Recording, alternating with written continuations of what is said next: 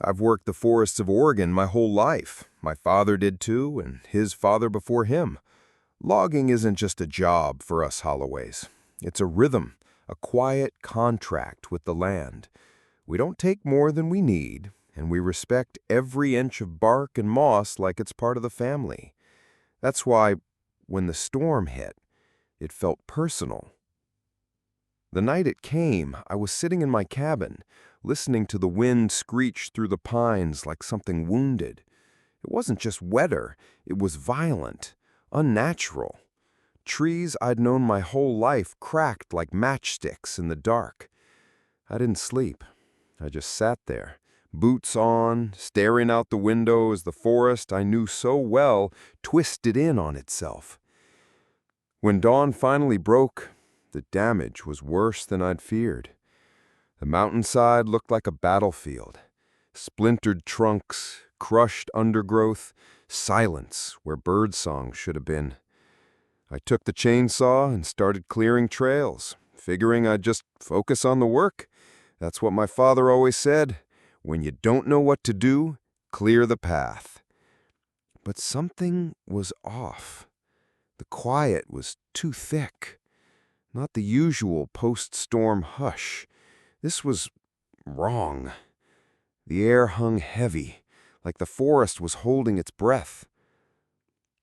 It was on the third day, deep up near Wolf Run Ridge, that I found the tree.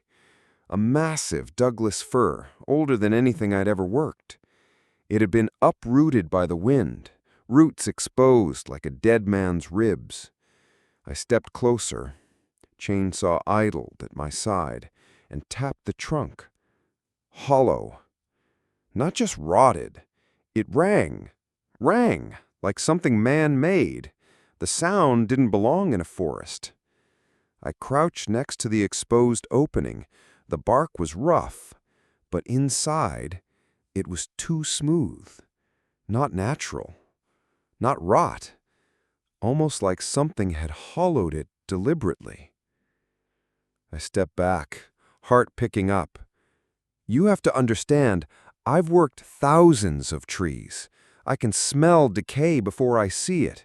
I know when something's been clawed by an animal, cracked by wind, chewed by time. This wasn't any of that. This felt like a secret. And for the first time in my life, standing there in the forest I thought I knew like my own breath, I didn't feel safe. I felt watched. Still, I couldn't walk away. I marked the spot with orange tape, packed up early, and headed home. That night, I barely touched my dinner. The image of that hollow trunk wouldn't leave me alone. I lay awake, staring at the ceiling, replaying the sound it made, that eerie, resonant thud. Something about that tree was asking to be understood, and I wasn't sure if I wanted to know the answer. I was back at the site before the sun cleared the ridge. No crew, no saws, just me, a flashlight, and the steady pulse of something I couldn't explain pulling me back to that fallen fir. The forest was still, too still. Even the birds hadn't returned, like they knew something I didn't. I moved slower this time, more deliberate. Every snapped twig beneath my boots made me flinch. It was the kind of quiet that presses on your ribs. When I reached the tree, I crouched and ran my fingers along the jagged break where the trunk had split. It wasn't rot, not even close. The inside wasn't black or crumbly. It was oddly pale and smooth, almost polished, like the passage of many hands had worn it down over time. I turned on my flashlight, heart knocking against my ribs. The beam stretched into the trunk further than it should have, way further. About 5 feet in, the hollow expanded, not like a natural cavity, but like a tunnel. I'm not exaggerating. It looked built, or at least altered. The wood was unnaturally clean, curved in a way that suggested design, not decay. I reached in with the light and traced the interior. Grooves ran along the sides, not deep enough to be functional, but too uniform to be weather damage, like someone had taken time to carve faint tracks or ridges, then covered them back up. I couldn't stop looking. My brain was at war, one side screaming this made no sense, the other side desperate to understand. I leaned closer, pressing my ear to the opening. At first, nothing. Then, something. Faint. A breath? A flutter? No. A whisper. Not words, just the sound of movement, of something remembering it once had life. I pulled back fast, heart racing, told myself it was the wind in a hollow tree. But the air was still. I sat on a nearby stump, trying to shake the feeling, but the forest offered no comfort. It didn't feel like home anymore. It felt like I'd trespassed, like I'd stepped into something sacred or secret or both. And the worst part? I wasn't scared. Not really. I was curious. That's what scared me, because curiosity doesn't care about danger. It just keeps whispering, "Go back, look again, get closer." By the time I got back to my truck, I'd already decided. Tomorrow I'd return alone with tools, not to cut, to uncover. Whatever that tree was hiding, I couldn't ignore it now. Not when it felt like it had been waiting for someone to listen. The next morning, I didn't tell a soul where I was going. I packed light: gloves, flashlight, a hatchet, and a crowbar. No chainsaw. This wasn't logging work. This was something else. By the time I reached the tree, mist clung low to the forest floor, curling around my boots like smoke. The air felt thick, heavy with meaning. I started by widening the natural split where the trunk had cracked open. The wood peeled back easier than I expected. Not rotted, but softened, like it wanted to be opened. I worked in silence, careful not to damage more than necessary. It felt like desecrating a body. Once the opening was big enough to crawl inside, I hesitated. Not out of fear, out of respect. I slid in slowly, belly to bark, flashlight gripped tight. The interior walls were unnervingly smooth. The grooves I'd seen before were clearer now, running in deliberate lines, like veins or writing. Some parts curled into toony alcoves no bigger than my palm. Others dipped inward, forming shallow shelves, like the walls had been used. That's when I found the rope. It was coiled neatly inside one of the deeper grooves, tucked away like it had been placed there long ago and forgotten. Next to it, a faded piece of cloth, torn and fraying at the edges. Blue once, now just a smear of dust and age. I pulled back, heart hammering. This wasn't just a weird tree. Someone had used this space. Recently or long ago, I didn't know, but intentionally. And not for anything good. The rope wasn't climbing gear. It was thinner, rough, the kind you'd use to bind something, or someone. That thought sank into me like ice water. My skin crawled. Still, I stayed. Kept searching. I don't know why. Maybe I thought if I could understand why, it wouldn't feel so wrong. Instead, I found more signs. Bits of wax, old scuff marks, and what looked like fingerprints pressed into the soft wood, stained black. Human contact.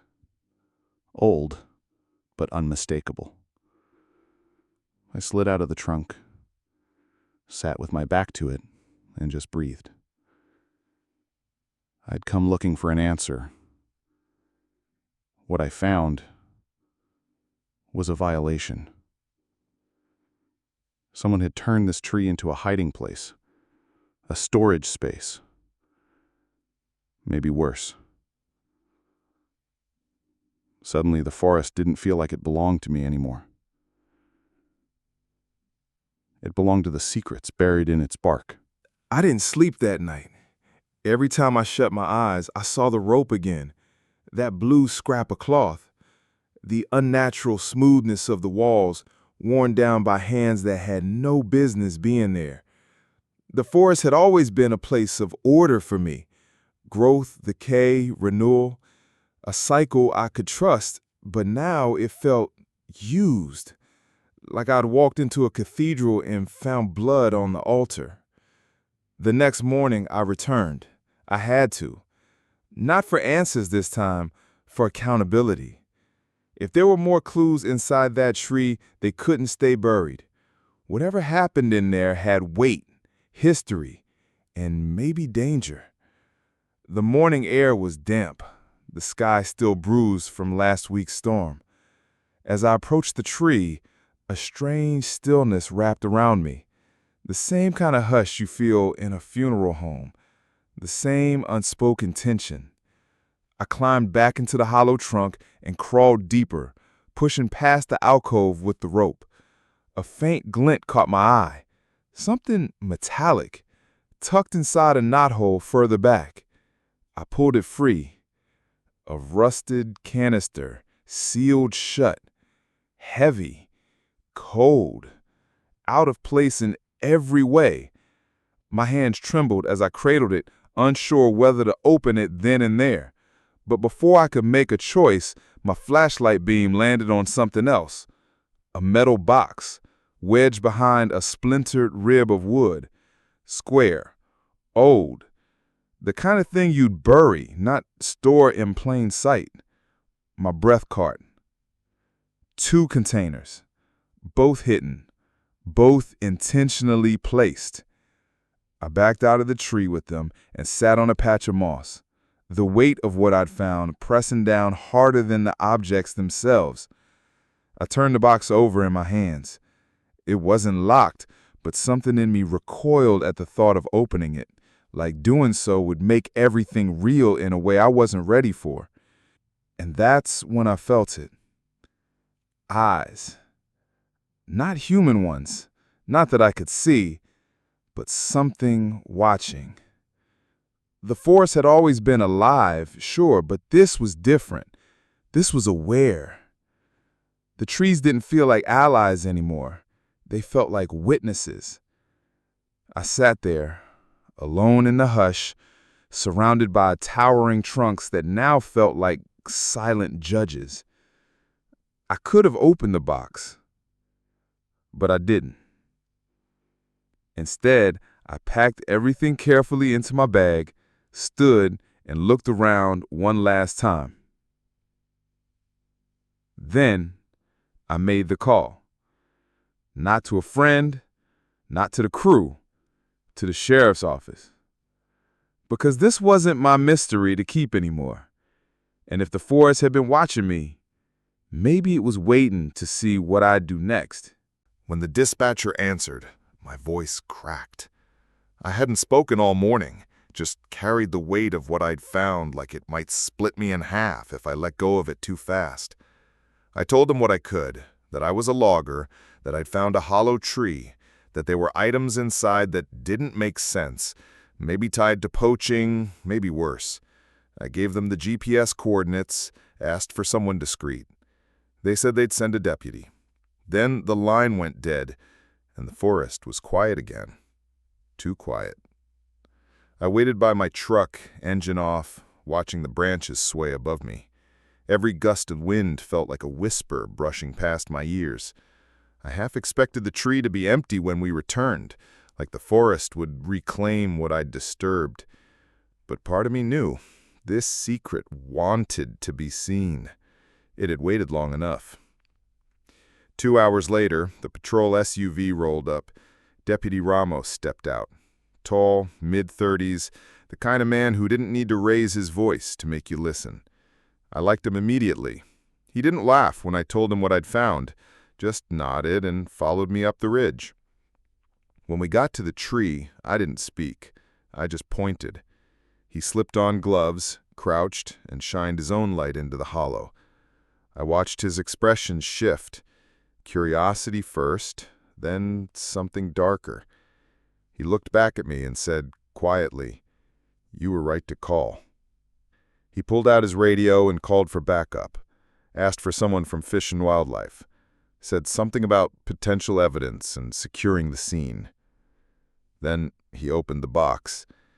Inside, bundles of old hunting tags, some expired, some forged, GPS maps marked with symbols I didn't recognize, bags of wire snares, a compact blood-stained hacksaw. My stomach turned. This wasn't just poaching. It was organized, repeated, hidden for years. As more officers arrived and began cordoning off the area, I stood off to the side, arms crossed, heart sinking deeper with every new piece of evidence. The tree that had once felt like a sacred mystery was now a crime scene. My boots stood in moss that had been walked on by criminals. And I'd never known. I'd been walking these woods for decades, and I hadn't seen a thing. That shame settled into me like rot. Later, one of the agents from Fish and Wildlife pulled me aside. He said the location matched patterns from past hunting investigations, remote drop points, disappearing caches. They'd suspected something, but never had enough to trace it back. Until now. I nodded, hollow inside. This wasn't vindication. It was grief. I'd lost something. A quiet trust in the land. The idea that the forest was above the ugliness people carry into it. But maybe that was never true. Maybe I'd just been lucky until now. Still, I'd done the right thing. At least, that's what they told me. I just didn't feel it yet. I stared at that tree one last time, now wrapped in yellow tape. A sentry, a secret, a silent witness. And I couldn't help but wonder how long it had been screaming before someone finally listened. Word traveled faster than I ever expected. Within a week, the story hit the local news. Illegal hunting operation uncovered in remote Oregon forest. My name wasn't in the first few reports, but it didn't take long for people to start connecting the dots. Folks around here know who works where, and I'd been logging that stretch of forest for years. Then came the phone calls. Reporters, environmental groups, even a podcast producer from Portland who wanted me to retrace my emotional journey with a boom mic shoved in my face. I ignored them all. Because while they talked headlines, I was watching the forest bleed. Authorities kept digging, literally, with cadaver dogs and drone sweeps. Over the next few days, they found 4 more hollow trees, each one a cache, hidden just as cleverly as the first. Same kinds of contents, snares, maps, forged permits. One even had a trail cam buried inside an ammo box. Turns out the storm had accidentally unearthed what no one was meant to find. The people responsible? They weren't strangers. A few names I recognized. Local hunters who used to shake my hand at the hardware store. One guy had even bought me a beer last winter after I helped him dig his truck out of the snow. Now he was in cuffs, charged with illegal poaching, tampering with evidence, and violating federal wildlife protection laws. I should have felt satisfied. Instead, I felt sick. Because this wasn't just crime, it was desecration. I'd walked that forest like a chapel my whole life, respected its silences, followed its rhythms. And now I knew, For years, people had been hollowing it out, one trunk at a time, turning it into a network of hidden sin. And I'd missed it, walked right past it, maybe even nodded at the men who did it. That betrayal stung worse than the storm damage. The worst part? People started treating me like some kind of hero. I'd get stopped in town, hands on my shoulder. "Thank you for speaking up," they'd say. I didn't feel brave. I felt complicit, ashamed that it took something unnatural for me to notice what was wrong for so long. One night, I agreed to an interview. Just one. Local station. Nothing flashy. I sat in front of the camera, lights too bright, the hum of equipment louder than I could stand. They asked how it felt, being the one to uncover it all. I didn't give them what they wanted.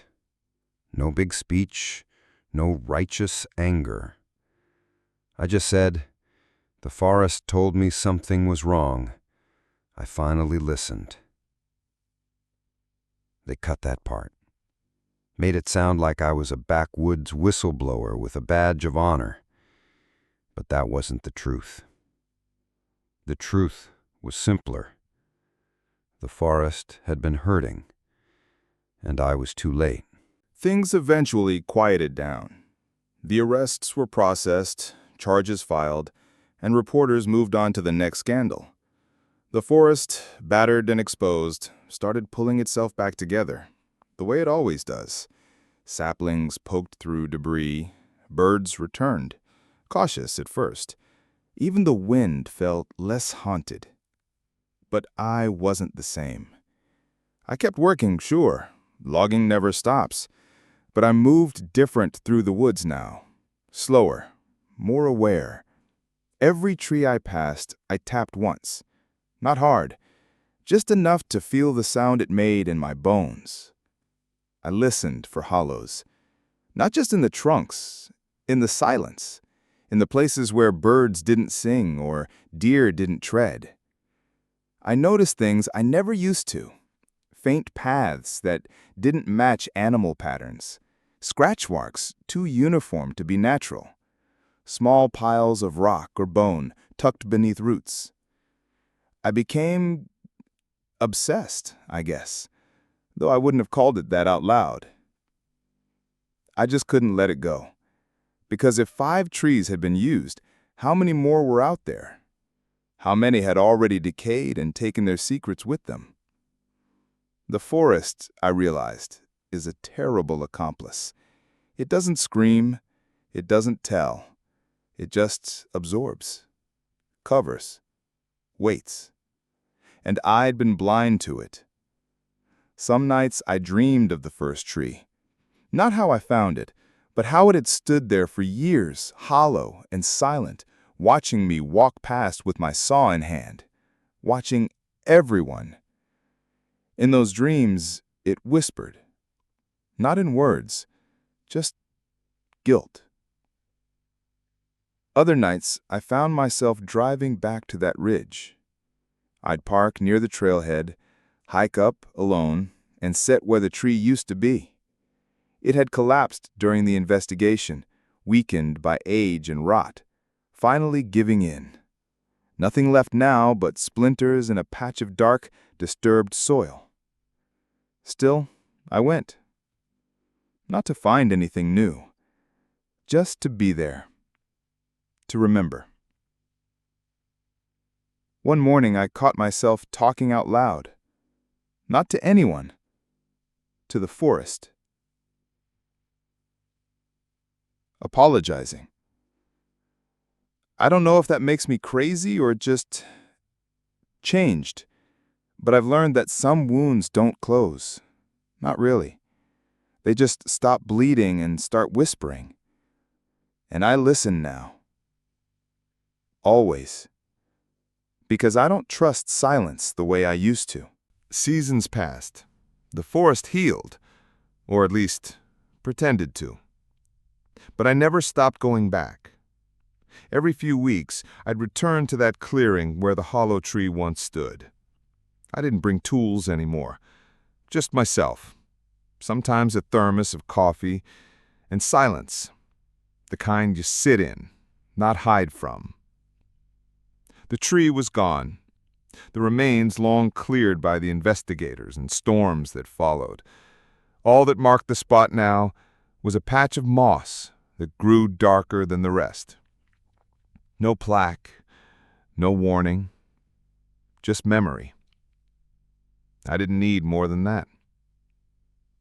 Sometimes I wondered what would have happened if the storm hadn't come, if the roots hadn't torn loose, if the wind hadn't screamed just loud enough to make me listen. Maybe that tree would still be standing, hollow, complicit, hiding everything from everyone. Maybe I would have walked by it 1,000 more times and never known. That thought still wakes me up some nights. Because what else have I missed? How many more trunks out there ring with secrets when you knock just right? How many more caches lie beneath moss, behind bark, inside places too sacred to imagine someone would desecrate? The answer? I'll probably never know. But that's the thing about this place. The forest doesn't give up everything at once. It keeps its wounds tucked away, buried beneath rings and roots, waiting. Not to be found exactly, but to be heard. And maybe that's why it chose me. Or maybe I was just the first one willing to stop and listen when the wind didn't sound quite right. Now, every time I hear that thud, that low, offbeat echo, I pause. I listen. I wonder. I don't need answers anymore. I don't chase mystery for its own sake. But I know what my job is now, even if it's not written down anywhere.